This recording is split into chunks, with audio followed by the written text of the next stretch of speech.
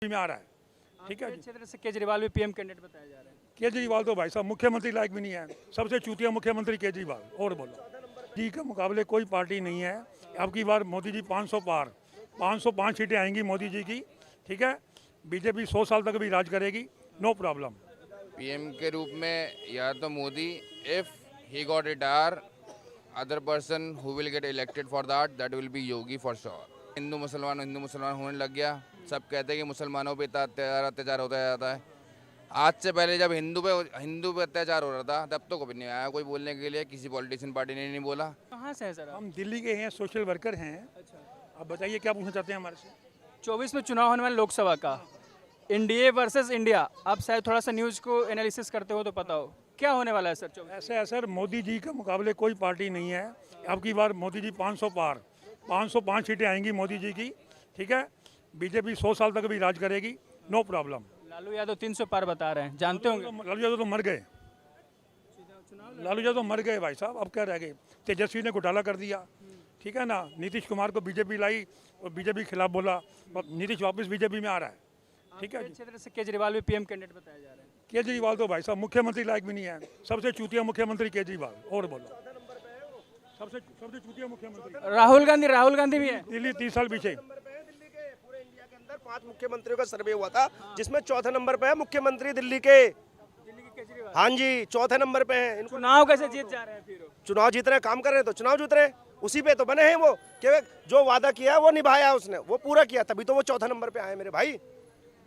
इन लोगों को समझ में नहीं आती है कि ये हॉस्पिटल जाके देखो, यूपी के लोग और हरियाणा के लोग दिल्ली में एडमिशन ले रहे हैं, स्कूलों में बच्चों को पढ़ा रहे हैं।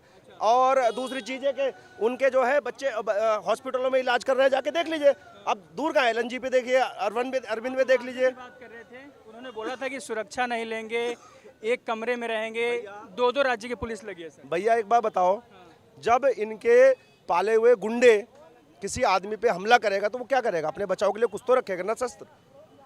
उन बिना हथियार के, बिना गाड़ियों के चल रहे थे, जब उन पे हमला कर रहे थे बार बार, तो भाई एक मुख्यमंत्री है, कोई वादा नहीं करना चाहिए था सर। एक आम आदमी, वो तो किसी के साथ गठबंधन नहीं करेंगे, कांग्रेस के साथ सरकार बना ले। भैया वक्त के हिसाब से जब राजनीति सीखता है तो सभी करते हैं। फिर झूठ बोलते हैं वो भी। झूठ बोलते हैं या सच बोलते हैं, राजनीति में बोलते हैं ना। राजनीति का दूसरा नाम झूठा है। हाँ तो फिर झूठ जब बोलते हैं ना। प्रधानमंत्री झूठ बोल सकते हैं, जब प्रधानमंत्री झूठ बोल सकते हैं, गृह मंत्री झूठ बोल सकते हैं, तो एक मुख्यमंत्री क्या है? लोकसभा का हाँ जी। पूरी जनता वोट देगी। किसे देखना चाहते हैं सर पीएम के रूप में?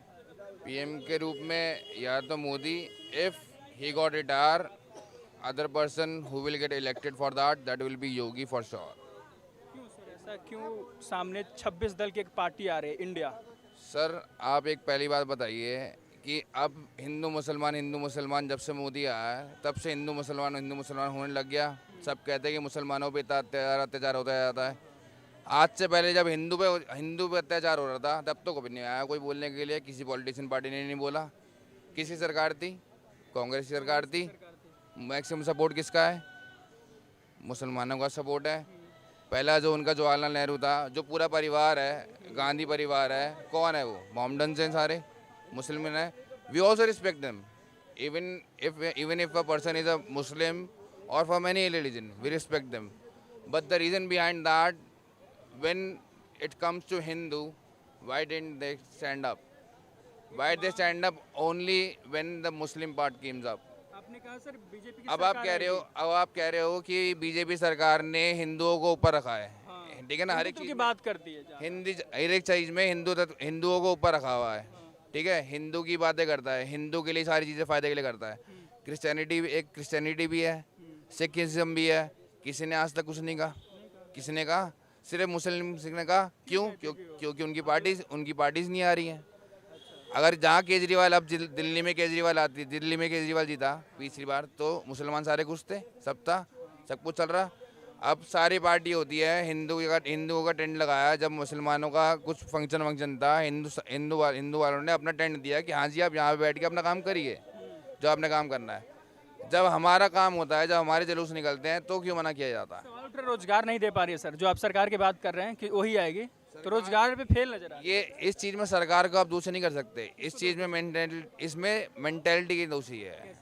क्यों? जब हिंदू अगर मैं हिंदू हूँ, अगर मैं कोई मेरा दोस्त है, मेरे बहुत सारे दोस्त हैं जो मुसलमान हैं, हम सब इकट्ठे रहते हैं, अपना खाना पीना सब कुछ इकट्ठे करते हैं। मुस्लिम की साइड से भी होता है, तो ये मेंटेलिटी के हिसाब से है।